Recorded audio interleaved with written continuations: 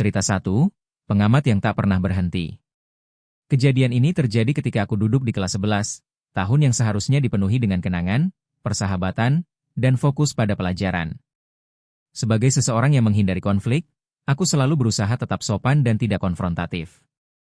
Aku percaya bahwa senyuman atau kata-kata baik bisa meredakan sebagian besar situasi canggung. Tetapi terkadang, hidup menghadirkan situasi yang tidak bisa diperbaiki dengan kesopanan apapun. Saat itu akhir Agustus, awal tahun ajaran baru. Panasnya masih menyengat, dan ruang-ruang kelas dipenuhi aroma buku baru, lantai yang baru dibersihkan, serta sisa-sisa suasana musim panas yang masih tampak di wajah semua orang. Di kelas ilmu lingkungan, aku memperhatikan seorang anak laki-laki yang duduk di dekat sudut belakang ruangan. Tatapannya hampir selalu tertuju padaku, seperti bayangan yang menolak pergi. Awalnya, aku pikir aku hanya membayangkannya. Ketika mata kami tidak sengaja bertemu, aku tersenyum sopan, berpikir itu akan membuatnya berhenti. Namun ternyata tidak.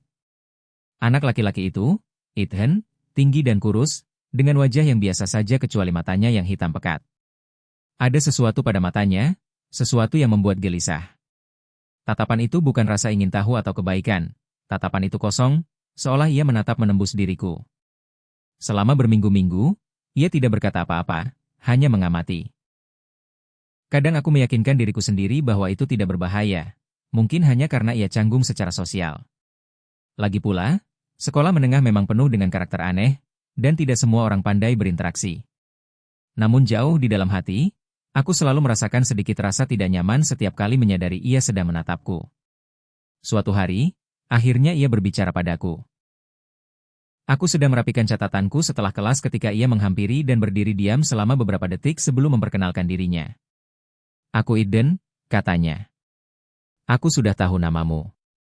Nada suaranya datar, hampir seperti robot, dan ekspresinya tetap kosong. Aku memaksakan senyum sopan dan menjawab, "Oh, oke. Senang bertemu denganmu." Aku berasumsi ia mengetahui namaku dari melihatnya di tugasku atau mendengar guru memanggil absen. Tetap saja, caranya berbicara membuatku terganggu.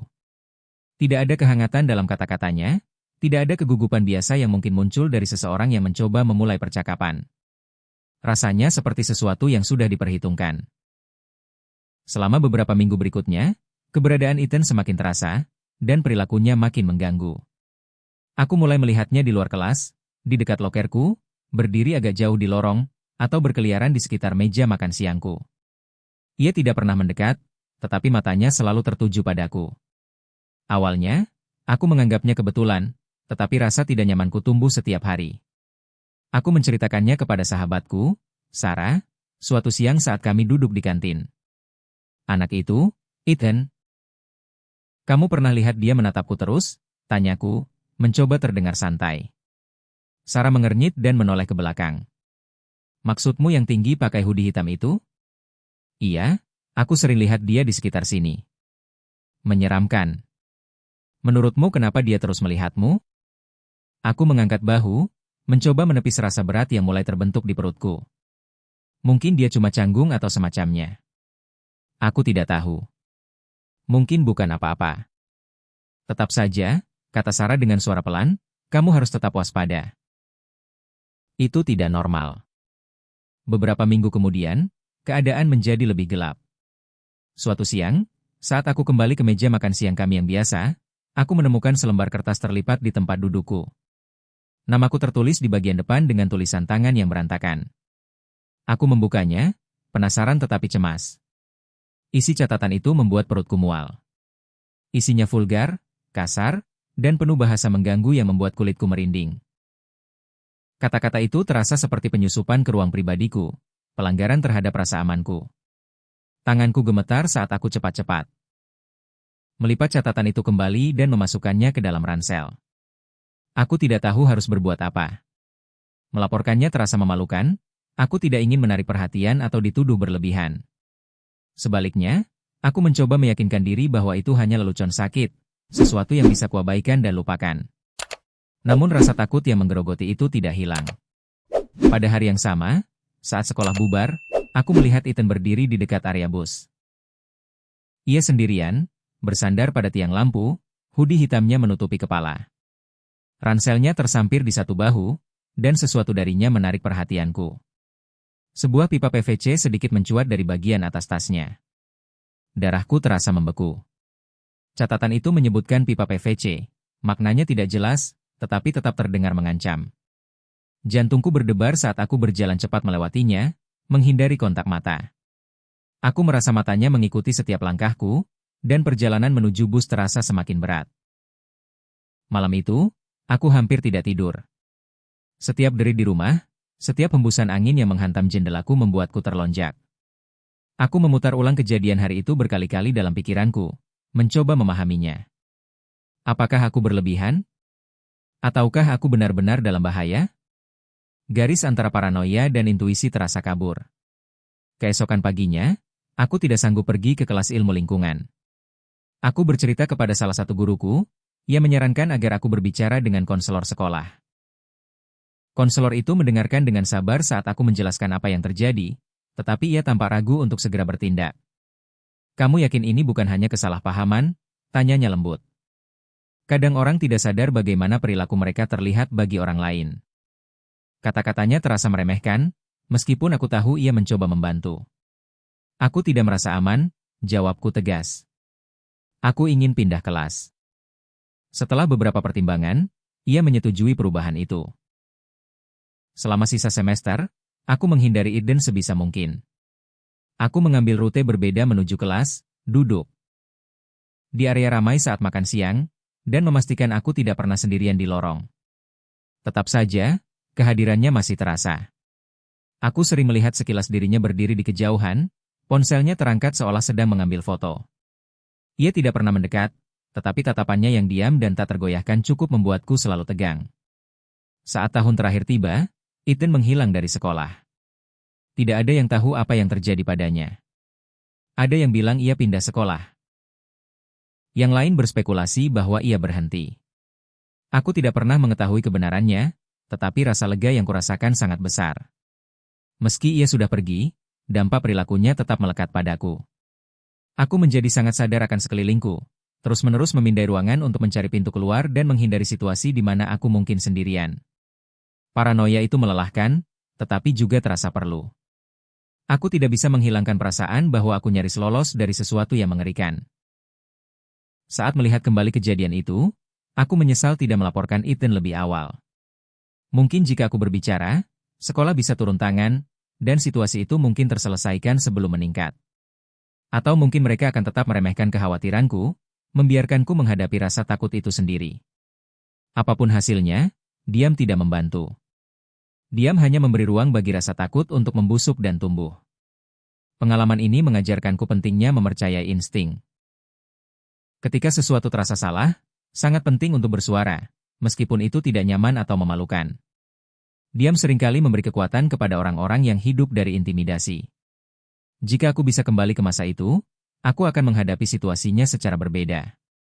Aku akan melaporkan catatan itu, mendokumentasikan perilaku Ethan, dan mencari dukungan dari orang dewasa yang bisa membantu. Meskipun itu salah satu pengalaman paling menakutkan dalam hidupku, kejadian itu juga membentukku dengan cara yang tidak terduga.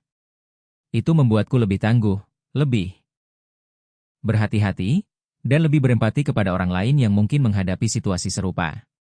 Aku belajar bahwa rasa takut, meskipun melumpuhkan pada saat itu, juga bisa menjadi pemicu untuk tumbuh. Sampai hari ini, aku masih memikirkan Ethan dari waktu ke waktu. Aku bertanya-tanya apa yang terjadi padanya. Apakah ia pernah menyadari luka yang ia timbulkan, atau apakah ia terus berjalan ke arah yang lebih gelap? Aku tidak akan pernah tahu jawabannya, tetapi aku berharap dimanapun ia berada, ia menemukan cara yang lebih sehat untuk menyalurkan emosinya. Sedangkan aku telah belajar memprioritaskan keselamatanku dan mempercayai firasatku, pelajaran yang akan kubawa seumur hidup. Cerita 2, Naksir yang Mengganggu. Saat tahun terakhirku pada 2008, hidup seharusnya dipenuhi kegembiraan tentang kelulusan dan janji akan babak baru. Sebaliknya, itu menjadi tahun yang tidak akan pernah kulupakan. Tahun yang ditandai oleh ketakutan yang merayap dan bayangan yang terus melekat. Semuanya dimulai dengan cukup polos, atau setidaknya begitu pikirku. Suatu malam, saat aku sedang menggulir situs media sosial favoritku, sebuah pesan muncul dari seorang anak laki-laki bernama Rian. Namanya tidak terdengar familiar, Tetapi pesannya mengatakan bahwa aku pernah membantunya belajar aljabar tahun sebelumnya. Itu terdengar aneh karena aku selalu tidak menyukai matematika dan nyaris tidak mampu melewati pelajaran itu sendiri. Tetap saja, aku membalas dengan sopan, mengira ia mungkin salah orang. Pesan Rian menjadi sering selama beberapa hari berikutnya. Ia sangat gigih, menanyakan minatku, film favoritku, bahkan rencana akhir pekanku. Awalnya aku mencoba bersikap ramah, tetapi ada sesuatu dalam nada bicaranya yang membuatku tidak nyaman. Ia tanpa mengetahui detail tentang diriku yang belum pernah kubagikan, seperti tempat kopi favoritku dan jadwal sekolahku. Ketika aku bertanya bagaimana ia tahu semua itu, ia menertawakannya dan berkata bahwa ia punya ingatan yang bagus. Rasa tidak nyaman itu berubah menjadi kegelisahan ketika Rian mulai mencariku di sekolah. Awalnya halus, kehadiran yang berlama-lama di dekat lokerku atau tatapan sekilas saat makan siang. Lalu meningkat. Ia mulai muncul di pertunjukan paduan suara dan drama yang kuikuti, selalu duduk di baris belakang, diam-diam mengamati. Awalnya aku tersanjung oleh perhatian itu, mengira ia hanya pengagum yang pemalu. Namun perilakunya segera melewati batas. Suatu siang, saat aku sedang memasukkan buku-buku setelah kelas, Rian muncul entah dari mana. "Kamu terlihat luar biasa di panggung tadi malam," katanya, suaranya rendah dan terlalu akrab. "Seperti kamu bernyanyi hanya untukku." Kata-katanya membuat hawa dingin menjalar di tulang punggungku. Aku memaksakan senyum sopan dan berterima kasih, tetapi tatapannya bertahan terlalu lama, intens dan mengganggu. Selama berminggu-minggu, komentarnya semakin tidak pantas. Ia membuat komentar eksplisit tentang penampilanku dan mulai menyarankan agar kami lebih saling mengenal. Yang terburuk terjadi saat homecoming. Rian mendekatiku di dekat meja minuman, sementara pacarnya berdiri canggung beberapa langkah jauhnya. Ia mencondongkan tubuh terlalu dekat dan membisikkan ajakan cabul serta menghina yang melibatkan kami bertiga. Wajahku terasa panas karena marah dan malu, tetapi aku berhasil pergi tanpa membuat keributan. Setelah malam itu, aku berusaha sebaik mungkin untuk menghindarinya. Aku mengubah rute antar kelas, berhenti mengunggah jadwalku secara online, dan bahkan melewatkan beberapa acara sepulang sekolah karena takut ia mungkin muncul. Namun perasaan sedang diawasi tidak pernah meninggalkanku. Seolah-olah kehadiran Rian telah meresap ke dalam hidupku, seperti benang tak terlihat yang semakin lama semakin kencang. Lalu, sama tiba-tibanya seperti semua itu dimulai, Rian menghilang. Suatu hari, ia berhenti muncul di sekolah. Tidak ada lagi tatapan yang berlama-lama, tidak ada lagi pertemuan tidak nyaman di lorong. Awalnya aku merasa lega. Tetapi itu tidak berlangsung lama. Beberapa minggu kemudian, ayahku, yang juga kebetulan kepala sekolah, mengajakku duduk untuk berbicara serius. "Kamu ingat Rian?" tanyanya, wajahnya tampak sangat muram. Aku mengangguk, perutku menegang. Dia tidak akan kembali ke sekolah. Dia tertangkap menyiksa anjing liar di belakang gedung olahraga lama. Polisi terlibat, dan dia dikirim ke fasilitas remaja. Kata-kata itu menghantamku seperti pukulan ke perut. Menyiksa hewan? Itu mengerikan, tetapi dalam cara yang aneh, semuanya juga masuk akal. Sejak awal memang selalu ada sesuatu yang mengusik tentang Rian, sesuatu yang bersembunyi di bawah permukaan dan tidak bisa kupahami. Sekarang aku sadar bahwa yang kurasakan bukan paranoia, itu adalah insting. Untuk sementara, aku pikir itu akhir dari semuanya. Rian telah pergi, dikurung di suatu tempat di mana ia tidak bisa menyakiti siapapun. Namun rasa lega itu hanya sementara. Tak lama kemudian, hal-hal aneh mulai terjadi di sekitar rumahku. Awalnya kejadian kecil yang hampir terdengar konyol. Lampu teras berkedip-kedip meskipun bohlamnya baru. Jendela kamarku, yang selalu kukunci, ditemukan sedikit terbuka suatu pagi. Lalu, larut suatu malam, aku mendengar suara kerikil yang jelas tergesek di jalan masuk rumah. Ketika aku mengintip dari balik tirai, tidak ada siapapun di sana, hanya jejak sepatu samar yang mengarah ke teras. Aku mencoba meyakinkan diri bahwa itu bukan apa-apa, bahwa pikiranku hanya mempermainkanku. Namun rasa gelisah itu tumbuh. Suatu malam, saat aku sedang mengerjakan PR, ponselku bergetar dengan pesan baru dari nomor tak dikenal. "Rindu padaku?" Jantungku seperti berhenti. Aku menatap layar, darah terasa mengering dari wajahku. Pesan itu diikuti pesan lain. "Kamu tidak bisa menghindariku selamanya." Aku tidak tidur malam itu. Keesokan paginya, aku menunjukkan pesan-pesan itu kepada ayahku, yang meyakinkanku bahwa itu mungkin hanya lelucon dan aku tidak perlu khawatir. Namun jauh di dalam hati, aku tahu. Itu bukan lelucon. Beberapa malam kemudian, aku terbangun karena suara ketukan samar. Suaranya berirama, hampir disengaja. Awalnya aku pikir itu angin, tetapi kemudian aku mendengarnya lagi. Lebih dekat kali ini, seolah seseorang mengetuk kaca. Jantungku berdebar saat aku duduk di tempat tidur, berusaha mendengarkan. Ketukan itu terus berlanjut, sekarang jelas berasal dari jendela kamarku. Mengumpulkan seluruh keberanian, aku merayap ke jendela dan menarik tirai. Napasku tertahan di tenggorokan. Di sana, berdiri dalam cahaya redup lampu jalan, ada sebuah sosok. Ia tinggi dan kurus, wajahnya tertutup bayangan, tetapi aku tidak perlu melihat wajahnya untuk tahu siapa dia. Rian. Aku tersandung mundur, tanganku gemetar saat meraih ponsel. Ketika aku melihat lagi, ia sudah pergi. Halaman kosong seolah ia tidak pernah ada di sana. Keesokan paginya, aku memohon kepada ayahku untuk menganggap situasi itu serius. Ia menghubungi pihak berwenang, tetapi tanpa bukti konkret, tidak banyak yang bisa mereka lakukan. Kami akan mengawasi keadaan, kata mereka, namun kata-kata itu tidak memberi banyak kenyamanan. Selama beberapa minggu berikutnya, kejadian-kejadian itu semakin meningkat. Suatu pagi aku menemukan seekor burung mati di teras, lehernya terpuntir pada sudut yang tidak wajar. Di lain waktu, ban mobilku disayat. Setiap kali, aku merasakan kehadiran tak terlihat Rian, bayangannya membentang di atas hidupku seperti awan gelap. Lalu tibalah malam yang tidak akan pernah kulupakan. Saat itu sudah larut, dan aku sendirian di rumah, belajar untuk ujian. Rumah begitu sunyi kecuali dengung pelan kulkas. Tiba-tiba, listrik padam, menenggelamkan rumah dalam kegelapan. Senter dari ponselku menerangi ruangan dengan bayangan-bayangan menyeramkan saat aku berjalan menuju kotak pemutus listrik di ruang bawah tanah. Saat aku menuruni tangga, aku mendengarnya, bisikan samar, hampir tak terdengar. Kamu tidak bisa kabur dariku. Darahku terasa membeku. Aku terpaku, senter bergetar di tanganku. Bisikan itu terdengar lagi, kali ini lebih dekat. Aku berbalik dan berlari, mengunci diri di kamar tidur dan menelepon 911. Suara operator yang tenang tidak banyak menenangkan sarafku saat aku menjelaskan apa yang sedang terjadi. Polisi tiba beberapa menit kemudian, tetapi saat mereka memeriksa rumah dan halaman, tidak ada tanda-tanda Rian atau siapapun. Setelah malam itu, orang tuaku memasang kamera keamanan dan mengganti semua kunci. Meskipun kejadian-kejadian itu berhenti, aku tidak pernah merasa benar-benar aman lagi.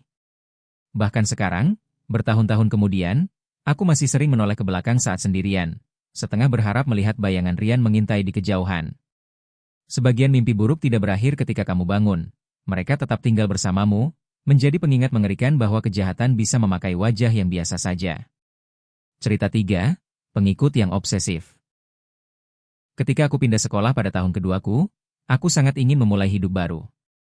Pikiran untuk bertemu orang baru dan menjelajahi kesempatan baru membuatku gugup sekaligus bersemangat. Namun pada hari pertamaku, aku tersesat parah di labirin lorong-lorong sekolah. Saat itulah Chris muncul. Ia tampak ramah, menawarkan untuk mengantarku ke kelas berikutnya dengan senyum santai. Tetap bersamaku, katanya. Aku akan memastikan kamu tidak akan pernah tersesat lagi. Saat itu, aku mengira kebaikannya tulus. Seminggu kemudian, ketika aku mulai menyesuaikan diri, aku mengundang Chris untuk bergabung dengan kelompok teman baruku yang mulai bertambah. Awalnya, ia berbaur dengan baik, tetapi aku segera menyadari bahwa perhatiannya sepenuhnya terpaku padaku. Saat teman-temanku yang lain tertawa dan mengobrol, Chris hanya berdiri agak jauh, mengamatiku dengan tajam. Aku mengabaikannya, berpikir ia hanya pemalu. Tidak butuh waktu lama hingga perilakunya berubah dari sekadar aneh menjadi sangat mengganggu. Suatu hari, saat makan siang, ia mencondongkan tubuh dan berkata, "Kamu adalah tuanku." Sekarang, kamu hanya belum mengetahuinya. Aku tertawa gugup, tidak yakin apakah ia bercanda, tetapi ekspresinya yang sangat serius membuat perutku mual. Sejak hari itu, Chris mulai bertindak seperti bayanganku, mengikutiku dari satu kelas ke kelas lain, duduk terlalu dekat dengan cara yang membuat tidak nyaman, dan muncul di tempat-tempat yang tidak pernah kuberitahu akan kudatangi. Fiksasinya menjadi menyesakan. Ia akan memasuki ruang pribadiku tanpa peringatan, mencondongkan tubuh untuk mencium rambutku atau membisikkan hal-hal seperti, "Tidak ada yang memahamimu seperti aku." Titik puncaknya terjadi ketika ia mulai berkelahi dengan anak laki-laki lain yang berbicara denganku. Suatu hari aku mendengar konfrontasi di lorong, Chris berteriak, "Jauhi dia. Dia milikku." Anak laki-laki yang ia hadapi begitu bingung sampai tidak membalas sama sekali. Lalu datanglah surat itu. Surat itu diselipkan ke dalam lokerku suatu pagi, amplopnya ditandai dengan namaku dalam tulisan tangan yang rapi, hampir lembut. Isinya membuat darahku terasa dingin. Surat itu dipenuhi renungan gelap dan obsesif tentang diriku. Chris menggambarkan bagaimana ia mengamatiku, bagaimana ia membenci siapapun yang mendekatiku, dan bagaimana ia bermimpi kami berdua terikat bersama selamanya. Saat membacanya, aku merasa mual. Tanganku gemetar ketika sampai pada baris terakhir. "Tuan, aku akan memastikan tidak ada yang membawamu pergi dariku." "Tidak akan pernah." Aku membanting pintu loker hingga tertutup dan berbalik. Napasku tercekat. Chris berdiri di ujung lorong, menatapku. Kepalanya sedikit miring, ekspresinya tidak terbaca, tetapi matanya menyala dengan intensitas yang membuat kulitku merinding. Perlahan, ia mulai berjalan ke arahku. "Kamu sudah menerima hadiahku?" tanyanya, sambil mengeluarkan sesuatu dari tasnya. Perutku terasa terbalik ketika melihatnya. Itu sebuah tali penuntun. Ia mengulurkannya padaku dengan senyum bengkok. "Sekarang kamu tidak perlu takut kehilangan aku lagi," katanya. Ketakutan, aku langsung berlari ke ruang kepala sekolah, menggenggam surat itu sebagai bukti. Kali ini, aku tidak akan membiarkan rasa takut menahanku. Kepala sekolah baru membaca sekilas surat itu dan segera memanggil orang tuaku. Pada akhir hari, Chris diskors, dan perintah larangan mendekat diberlakukan. Tidak lama kemudian, ia secara resmi dikeluarkan. Dan untuk pertama kalinya dalam berminggu-minggu, aku merasa bisa bernapas lagi. Namun rasa lega itu tidak bertahan lama. Sekitar sebulan kemudian, aku berada di kamarku larut malam, belajar untuk ujian biologi yang akan datang. Rumah sunyi kecuali sesekali derit lantai kayu tua. Tiba-tiba, aku mendengarnya, suara garukan samar. Awalnya, aku pikir itu ranting pohon di luar yang menggesek kaca jendela, tetapi kemudian suara itu muncul lagi, lebih keras dan lebih disengaja. Penasaran tetapi gelisah, aku menoleh ke jendela. Jantungku berhenti. Chris ada di sana, berdiri tepat di luar, wajahnya diterangi cahaya pucat bulan. Ia mengenakan kalung anjing di lehernya, jenis yang biasa dipakai anjing besar, dan ekspresinya liar. Matanya terkunci pada mataku saat ia menyeringai, giginya berkilat dalam cahaya redup. Lalu, dengan horor yang tak terbayangkan, ia mencondongkan tubuh dan menjilat kaca, menyeret lidahnya perlahan sambil terus mempertahankan kontak mata. Aku berteriak, tersandung mundur dan menjatuhkan kursi meja belajarku. Orang tuaku bergegas masuk ke kamar, dan aku menunjuk panik ke arah jendela. Saat mereka melihat, Chris sudah pergi. Polisi segera dipanggil, dan mereka memeriksa area itu, tetapi tidak menemukan jejaknya. Tetap saja, pemandangan wajahnya dan suara garukan itu menghantuiku. Aku tidak tidur sama sekali malam itu, terlonjak pada setiap derit dan bayangan. Selama beberapa hari berikutnya, semuanya terasa sangat sunyi. Aku meyakinkan diri bahwa kejadian itu sudah berakhir, bahwa Chris akhirnya melanjutkan hidupnya. Namun kesunyian itu tidak bertahan. Suatu malam, saat aku hendak tidur, aku melihat sesuatu yang aneh di ambang jendelaku. Itu adalah tumpukan kecil yang tampak seperti tanah atau abu. Dengan dahi berkerut, aku mengulurkan tangan untuk menyentuhnya, lalu membeku. Terselip di dalam tumpukan itu ada seikat rambut, diikat dengan pita hitam. Perutku terasa berputar saat aku menyadari rambut itu memiliki warna yang persis sama dengan rambutku. Polisi meningkatkan patroli di area itu setelah kejadian tersebut, tetapi Chris tidak pernah tertangkap. Perintah larangan mendekat masih berlaku, tetapi terasa tidak berarti. Hukum tidak bisa menghentikannya menghantui mimpi burukku. Akhirnya, orang tuaku memutuskan bahwa kami membutuhkan awal yang baru. Kami pindah ke negara bagian lain, dan aku kembali pindah sekolah untuk tahun terakhirku. Untuk sementara, aku merasa aman. Jarak tampaknya mengakhiri obsesi Chris, dan aku mulai membangun kembali hidupku. Namun bahkan sekarang, bertahun-tahun kemudian, Aku tidak bisa menghilangkan perasaan bahwa ia masih ada di luar sana, mengawasi, menunggu. Kadang, ketika aku sendirian di malam hari, aku mendengar suara garukan samar di jendela. Aku mengatakan pada diri sendiri bahwa itu hanya angin, tetapi jauh di dalam hati, aku tidak begitu yakin. Chris mengajarkanku bahwa monster tidak selalu ditemukan dalam kegelapan. Terkadang, mereka bersembunyi di depan mata, memakai wajah anak laki-laki ramah dengan senyum yang menyembunyikan kegilaan di baliknya.